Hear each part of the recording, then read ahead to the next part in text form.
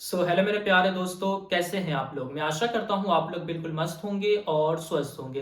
दोस्तों, आज के इस वीडियो में हम बात करेंगे कि अगर आपको कम समय के लिए अपने पैसे को इन्वेस्टमेंट करना है, जैसे कि आपको मात्र 3 महीने के लिए पैसे इन्वेस्टमेंट करना है, 6 महीने के लिए इन्वेस्टमेंट करना है, 9 महीने के लिए इन्वेस्टमेंट करना है, तो आप किस जगह पे अपने पैसे को इन्वेस्टमेंट कर पाएंगे। तो आज के इस वीडियो में आपको बताऊंगा कि अगर आप 3 महीने, 6 महीने, 9 महीने के लिए अपने पैसे को इन्वेस्टमेंट करना चाहते हैं तो आपके लिए कौन से ऑप्शन बेस्ट रहेंगे। तो चलिए बिना देर किए हुए आज के इस वीडियो को हम शुरू करते हैं। वीडियो में आगे बढ़ने से पहले अगर आप हमारे इस चैनल पे वारिस ऑफ फाइनेंस पे नए हैं तो हमारे इस चैनल को वारिस ऑफ फाइनेंस को सब्सक्राइब कीजिए फाइनेंस से जुड़ी सभी वीडियोस को देखने के लिए। चलिए बिना देर किए हुए आज के इस वीडियो को हम शुरू करते हैं। यहाँ पे मैं आपको व्हाइट बोर्ड के माध्यम से आपको समझाने की पूरी कोशिश करूंगा। यहाँ पे मैंने क्लियरली लिख दिया है कि यहाँ पे शॉर्ट टर्म इन्वेस्टमेंट यानी कि जो हम बात करेंगे वो कम समय के इन्वेस्टमेंट के लिए हम बात करेंगे। कम समय यानी कि हमने जैसा कि बताया 3 मंथ हो गया, 6 मंथ हो गया, ठीक है, 9 मंथ हो गया, या फिर आप ये भी मान लीजिए कि कम से कम 12 मंथ यानी कि 3 महीने से लेकर के 12 महीने के बीच में आप जो है वो अपने पैसे को इन्वेस्टमेंट करना चाहते हैं। तो आप किन जगह पे अपने पैसे को इन्वेस्टमेंट करेंगे। पैसे तो आपको इन्वेस्टमेंट करना है कम ही समय के लिए, ये आपका क्लियर है। तो इस चीज में ना हम एक चीज का ध्यान रखते हैं। आप किसी भी अच्छे फाइनेंस कोच से पूछेंगे वो आपको एक ही चीज कहेंगे कि आपको पैसे को इन्वेस्टमेंट करने से पहले एक चीज का ध्यान रखना है। मैं पिछली वीडियो में भी इस चीज के बारे में बता चुका हूं, ठीक है। वो है सेफ, ठीक है, अभी मैं लिख के समझा रहा हूं आपको। सेफ कैपिटल अमाउंट, इस चीज का पहले आप मतलब समझिए कि ये मैंने क्यों लिखा, आखिर शॉर्ट टर्म इन्वेस्टमेंट में इसका क्या रोल है। सेफ कैपिटल अमाउंट यानी कि जो भी हमारे पास अभी अमाउंट है, कहीं से भी हमारे पास अमाउंट आ गया जिसकी जरूरत हमें 3 महीने के बाद पड़ने वाली है, 6 महीने के बाद पड़ने वाली है, तो हम कहीं भी उसको इन्वेस्टमेंट करेंगे तो सबसे पहले हम ये देखेंगे कि हमारा अमाउंट तो वहां पे सेफ रहने वाला है ना। यानी कि हम जो पैसा इन्वेस्टमेंट किया है वो पैसा हमारा कमना नहीं चाहिए, वो पैसा हमारा सेफ रहना चाहिए। जब ये चीज क्लियर हो जाए तब आप नेक्स्ट पॉइंट को कवर कीजिए, ठीक है। दूसरा पॉइंट, वहां पे आपको जो है वो लो रिस्क देखने को मिलना चाहिए, ठीक है। वहां पे आपका रिस्क जो है बहुत ही कम होना चाहिए, क्योंकि हमारे पास ड्यूरेशन जो है वो बहुत कम है, इसलिए हम यहाँ पे रिस्क नहीं ले सकते हैं, ठीक है। लो रिस्क होना चाहिए, प्लस हमको वहां से रिटर्न्स भी मिलने चाहिए, तभी तो हम इन्वेस्टमेंट का फायदा हमको मिलेगा, वरना हम क्यों करेंगे इन्वेस्टमेंट, ठीक है। तो हमारा जो पैसा है वो सेफ रहना चाहिए, लो रिस्क रहना चाहिए और रिटर्न्स रहना चाहिए। तो ये तीनों चीज जहां पे मिले ऐसा कौन सी जगह है, ठीक है। तो चलिए मैं आपको यहाँ पे दो चीज बताऊंगा, एक तो हमारा म्यूचुअल फंड रहेगा और एक और चीज रहेगा। तो चलिए वहां पे हम डिस्कस करते हैं। पहले की अगर हम बात करें तो पहले हमारे लिए कौन सा बेस्ट रहेगा, ठीक है। तो पहले नंबर पे हमें देखने को मिलता है वो है बैंक एफडी। अब आप कहोगे कि एफडी तो बहुत सारे लोग कहते हैं कि हमें एफडी में इन्वेस्टमेंट नहीं करना चाहिए।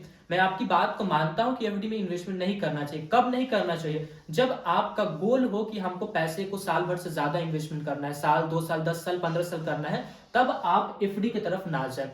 लेकिन अगर आपका गोल 3 से 12 महीने के बीच में ही है कि हमको इतना दिन के लिए इन्वेस्टमेंट करना है, तो आपके लिए बैंक एफडी जो है वो बेस्ट चॉइस है। अभी हम म्यूचुअल फंड की भी बात करेंगे कौन से म्यूचुअल फंड है, लेकिन एक बैंक एफडी जो है वो आपके लिए बेस्ट चॉइस है। आप यहाँ पे जाएंगे तो आप कहेंगे बैंक को कि हमें 7 दिन के लिए एफडी करना है, तो कहेंगे हमारे पास प्लान है।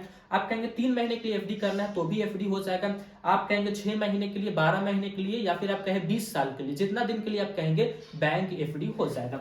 अब देखिए यहाँ से आपको क्या प्रॉफिट देखने को मिलेगा। ये जो आपको रेट ऑफ इंटरेस्ट अभी बना करके दे रहे हैं वो आपको देखने को मिल रहा है 5% से लेकर के 6% तक का, एवरेज में बता रहा हूं। हर एक बैंक में जाएंगे इतना मिल जाएगा। अगर आप ज्यादा रिसर्च करके किसी बैंक के अंदर में जाते हैं तो आपको जो है वो 7% तक का जो रेट ऑफ इंटरेस्ट है एफडी का वो आपको मिल जाएगा।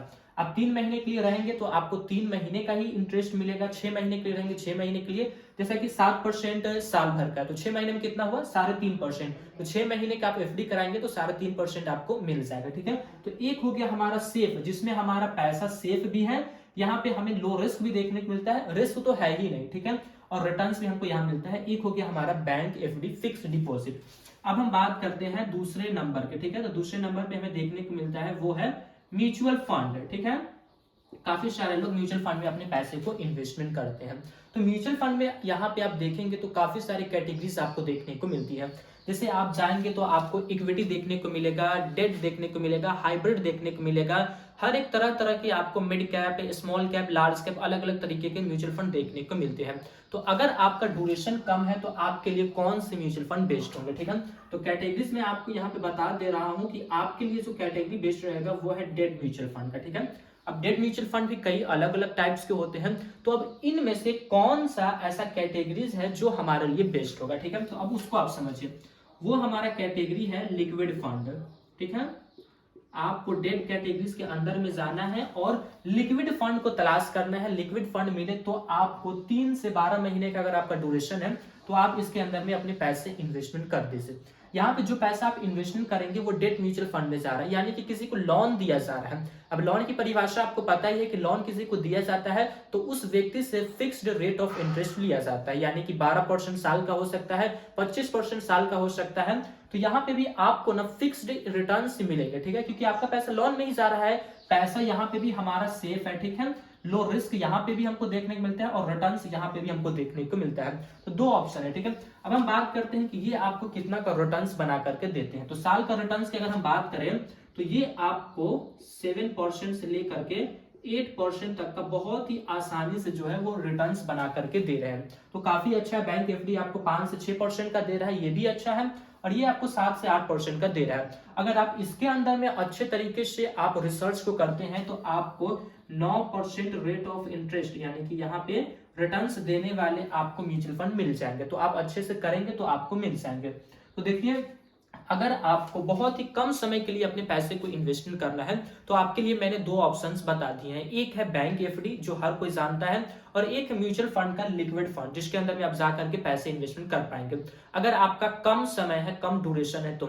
लेकिन अगर आपका ड्यूरेशन साल भर से ज्यादा का है तो आप म्यूचुअल फंड के अंदर में किसी भी फंड्स के अंदर में जाइए, थोड़ी रिसर्च करके, थोड़ी जानकारी लेकर के। कम से कम म्यूचुअल फंड में जाने के लिए आपके पास 1 साल का समय होना चाहिए। 1 साल का समय है तो भी आप डेट म्यूचुअल फंड की तरफ ही जाएंगे। 2 साल 4 साल आपके पास है तब आप इक्विटी की तरफ बढ़ सकते हैं, लेकिन रिस्क को अपना देख करके। तो मैं आशा करता हूं कि आपको ये जानकारी काफी पसंद आई होगी, क्योंकि मैंने इस वीडियो में बहुत ही सिंपल तरीके से आपको बताया है। अगर जानकारी अच्छी लगी है तो वीडियो को लाइक कीजिए और हमारे इस चैनल को वारिस ऑफ फाइनेंस को सब्सक्राइब कीजिए फाइनेंस से जुड़ी सभी वीडियोस को देखने के लिए। फिर मिलेंगे दोस्तों एक नए वीडियो में, तब तक के लिए जय हिंद जय भारत। अल्लाह पाक आपको सलामत रखिए और आप हमारे वीडियोस को इसी तरीके से देखते रहें।